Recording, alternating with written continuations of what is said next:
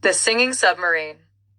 In the vast expanse of the Pacific during World War II, there sailed, or rather, submerged, a most unusual vessel. Officially, she was the USS Hawkbill, a Below-class submarine assigned to the silent war beneath the waves. Unofficially, she was known far and wide among the submarine fleet as the Singing Submarine. While her torpedoes sent Japanese freighters and destroyers to the ocean floor, the Hawkbill earned her true fame not from sinking ships, but from lifting spirits. It all began with Lieutenant Buddy Franklin, the sub's communications officer, who before the war had been a swing clarinetist with some of the finest big bands in New York. When Franklin reported aboard, he was dismayed by the grim silence between duty watches. The tension of stealth operations, the constant threat of depth charges, mechanical failure, or detection gnawed at the crew. Buddy had an idea.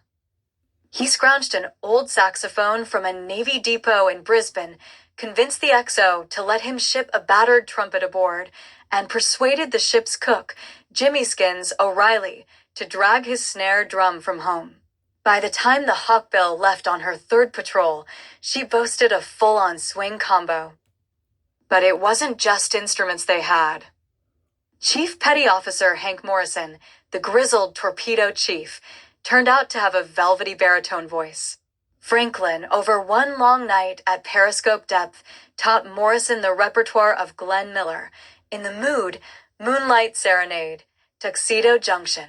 Soon, the crew discovered hidden talents among themselves, sailors who could harmonize, a machinist who could play boogie-woogie on the ship's tiny upright piano, even a sonar operator who could whistle like a bird. Thus was born the Hawkbill Swing Band.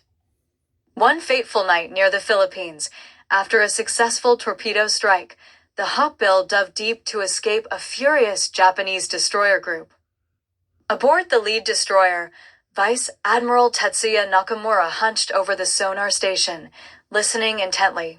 His operators had tracked the American submarine's position, but now, something odd was coming through the hydrophone. He leaned closer. Was that music? The thin underwater vibrations carried through the sea, faint but unmistakable.